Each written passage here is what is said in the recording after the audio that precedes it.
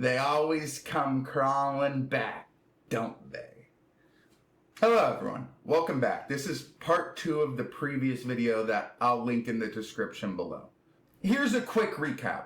Corporations are bad. They're manipulating you to make it so your happiness and your dopamine is dependent on them.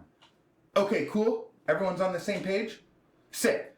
Let's get into it. Everybody thinks the algorithm is just a simple line of code that recommends you videos, but it goes so much deeper than that. The algorithm can tell you everything that you do in a day without you even knowing it. It can tell you who to talk to by recommending and showing you pictures of somebody on Instagram that it thinks that you may have interest in. Or by sending you a little notification like this. Boop.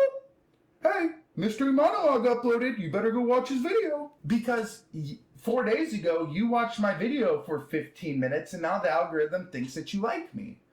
And that's a bit of manipulation. That's a bit of control, don't you think? Because they put the videos with the highest click rate and retention in your inbox until you click at them so they can get that message across that they're trying to tell you.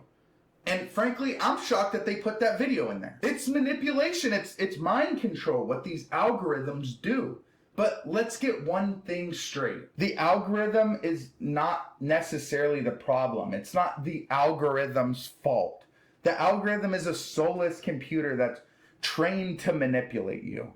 We need to blame the corporations that made this algorithm and not just blame the code itself. It doesn't have any feelings. We need to blame the people who coded this. Algorithms are scary for 2 reasons. 1, it can literally control your life. And 2, every day we are feeding it with more personal subconscious data for it to better control our lives. Let's make sure we understand this word for our next segment. Market cap. Market capitalization, or market cap, represents the total dollar market value of a company's outstanding shares of stock. Let me tell you what that means, because it's definitely hidden in some business mumbo jargon so you don't understand.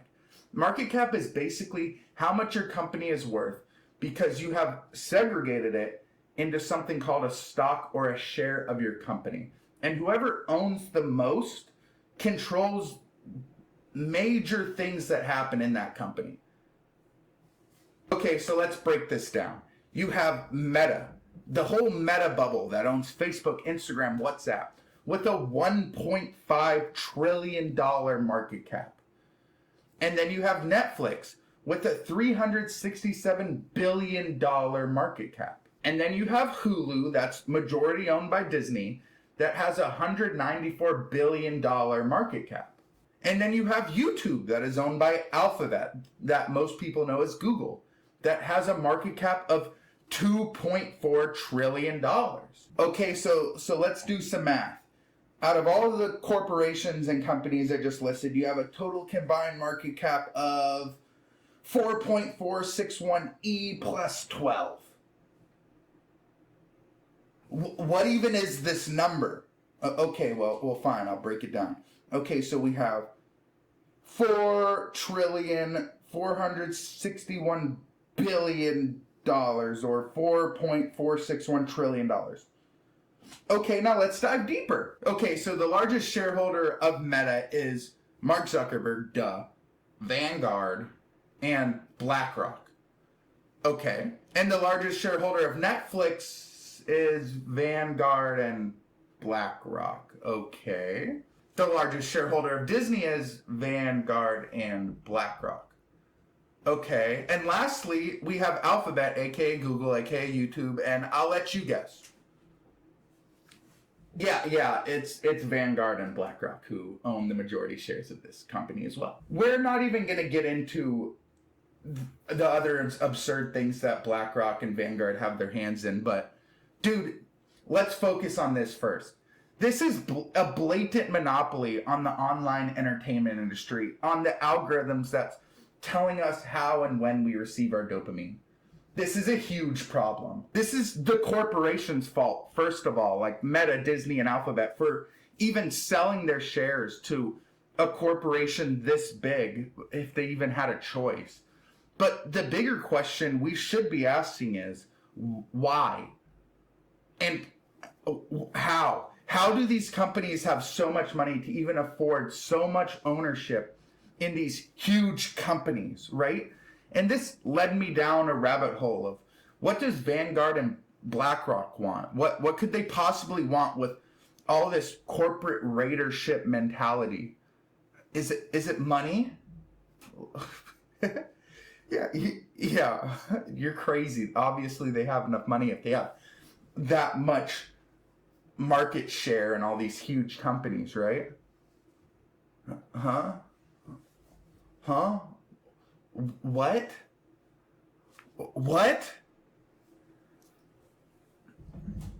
1.55 billion? Wait, is something isn't making sense. That doesn't sound right. How is their market cap 15% of Alphabet's, even though they own 7% of Alphabet shares?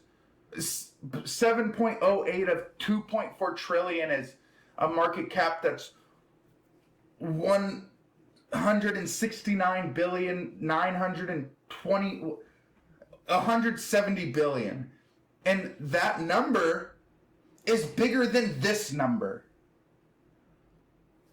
Remember what I just said. Market capitalization, or market cap, represents the total dollar market value of a company's outstanding shares of stock. This is how much they own in company stock. So how do they own more shares than they're worth? That's either a blatant lie or that shouldn't be happening. But that's ridiculous, to say the least. And what about the other $1 billion in equity they have in the other companies that I listed previously in the video? This is a monopoly on the thing that we as humans are spending the majority of our time on. Look at these pictures.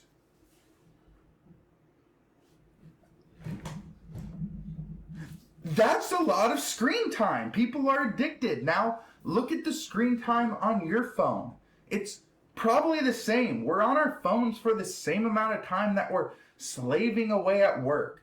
If your weekly average is 5.7 hours or more a day, you're spending more time letting these corporations' algorithms hypnotize you than you do earning money to try to find happiness.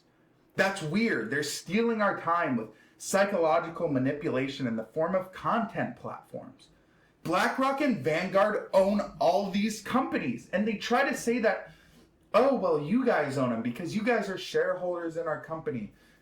No way. There's not a chance that's correct.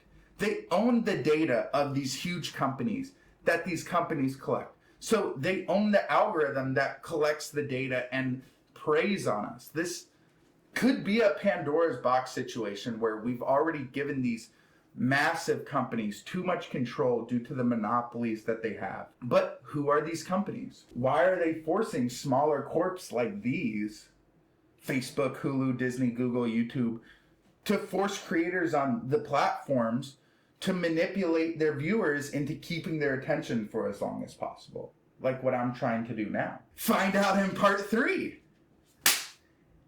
I'll catch you next time.